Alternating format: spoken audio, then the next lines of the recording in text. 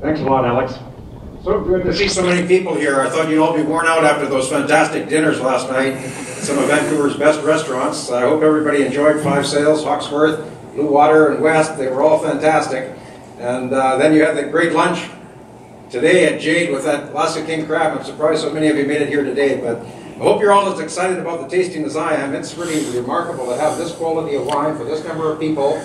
Before we start, I'd just like to thank the crew that did such a fantastic job. Though we don't have Burgundy glasses, we've got fantastic Riedel glasses. Orsina Croy and her pouring team did a great job serving these glasses at perfect temperature.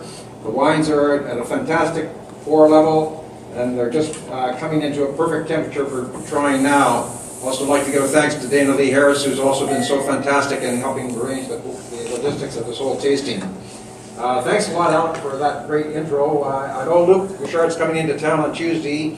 He sent us a note saying he gave us carte blanche to do whatever you want to criticize his wines or otherwise, but he sends his apologies.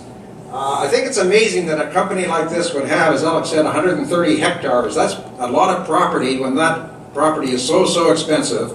And I was fortunate to try many wines from this house during the 30s and 40s of the vintages then, and it was really outstanding, but then they hit a sort of a lull, and their property didn't really show to advantage during the 70s and 80s. And it was really due to the acquisition of these properties by Joseph Henriot, as Alex said, who in 1995 acquired this property and has done so much with it, and also with the William Fay Chablis. And now he's got great Champagne, great Burgundy, and great Chablis. What more could you want?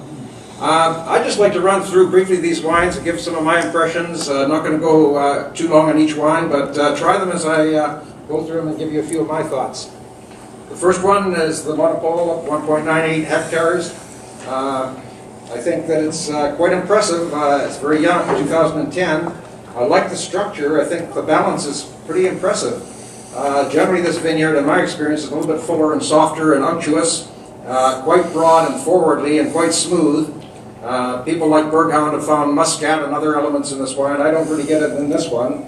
The 09 maybe had a little bit of it.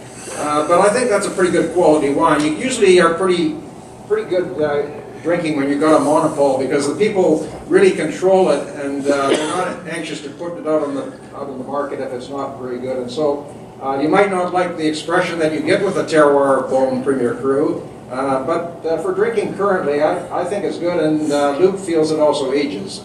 Moving on to the second wine. This is a favorite of mine, Meursault Geneviève, though I perhaps prefer the Perrier a little bit more. It's such a large vineyard in Meursault, it's hard to get a feel for the style of it. Meursault particularly has two different areas. One that's further up the hill that's quite a bit steeper, and then one below that's with deeper soil, limestone, and it's quite a difference. But as Alex said, they own 2.65, being the largest owner in Meursault Geneviève, but the total number of Meursault Geneviève vineyards is 16.48, so they've got quite a large section of that.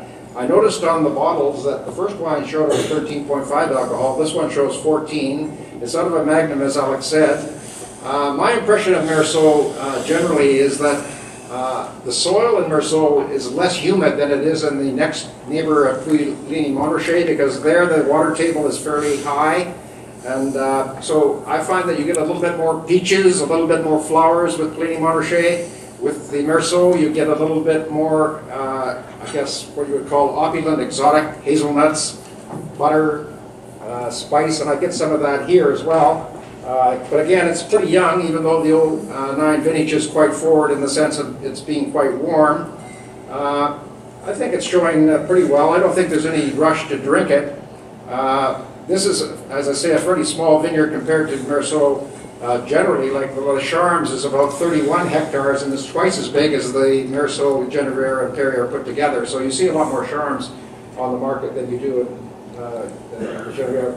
But all these Premier Cru Meursaults are pretty expensive wines, but they're not expensive in the sense of the value you get for them. And I think they show well because they have some of that California, almost like, or Australian-like, full hit-you-in-the-face richness, and yet there's a lot there to study for people who aren't just having it as a drink and are really into it and studying the complexity of it. So I'm a big fan of both the Meursault Geneviève and the Perrier. Moving on to the next wine, the Corton Charlemagne. Alec gave us some good stories there. This is quite a confusing area, Corton Charlemagne, that I don't still fully understand myself. My understanding of it, though, is that there's 160 odd hectares there that's entitled to Grand Cru, and some of it's white and some of it's red, but there's about 72 of it which can be done as Corton Charlemagne. And it's further complicated by the fact that there's 3 villages there. One of them is Pernand-Vergelès, one of them is Ladue, and one of them is Los Cortons. And they all have different rules in the sense that the 17 hectares that are in Pernand-Vergelès can all be Corton Charlemagne, but only 6 of the 22 that are in Ladue can be Corton Charlemagne, and only about 48 or 49 of the 120 in the Los Cortons can be. So what you end up with is 160 odd acres, of which only about 72 can actually be a white Grand Cru Corton Charlemagne, and yet any of the other areas can also grow white wine and have it as Corton Blanc. So it's very confusing for the consumer. I find Corton Charlemagne, I really like it. I think, as Alex says, we've got the 3rd largest producer here. Latour and Bonneau-Martrey both have about 9.5 hectares each and have more property. I always find that Bouchard Pear is a little bit underrated for the Corton that they do.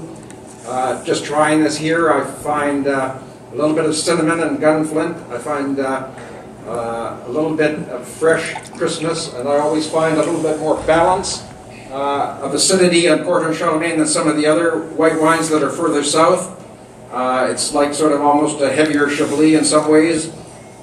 For me, the wine is way too young to drink. I would never even open even a forwardly 09 Corton Charlemagne, but I think it's nice to try. It's impressive. I think that the soil there is very difficult to tie down as well, because you've got sort of a white marl with sort of clay on sort of a hard limestone soil, and it goes all the way around the top of the hill, and then it goes all the way down as well. And every vineyard seems to have a different exposure to the sun, and it's so much fun to just walk on that hill and see how the different vineyards and the people that own them have such a different terroir. So it's a lifetime study for anybody to even get to know it. But those are some of the highlights, I think, that you can appreciate that go into determining whether this is a good Corton Charlemagne and whether or not you like it. I think it's impressive. Moving on to the last wine. This is my favorite wine in all of white Burgundy, Chevalier Montrachet. They own about 2.5 of the 7.36 hectares, which is about 30% of the appellation. That's a very big holding. I love this wine so much because it's upslope from Montrachet, and it's got what they call sort of meaner soil there. It never produces to excess because of the soil terroir. I love how firm it is. I love the acidity for having a wine that far south of Beaune. I don't find any other wine south of Beaune that can deliver that weight with that acidity. Maybe it's less intense than a Montrachet would be, but it always has such definite elegance and such reliability, if you want to call it, that I always love the harmony of it. I think there's so much complexity and breeding to it. Again, it's a sin to open it, even though 2008 is a fabulous vintage. Another 5 years, it'll be singing a lot more than the fruit aromas that you're getting presently. Nevertheless, it's good. So even though Luke's not here, I think he did well. It's a good opening to the red wines that follow. Take a couple minutes to finish your tasting of these, and we're going to move on to the reds.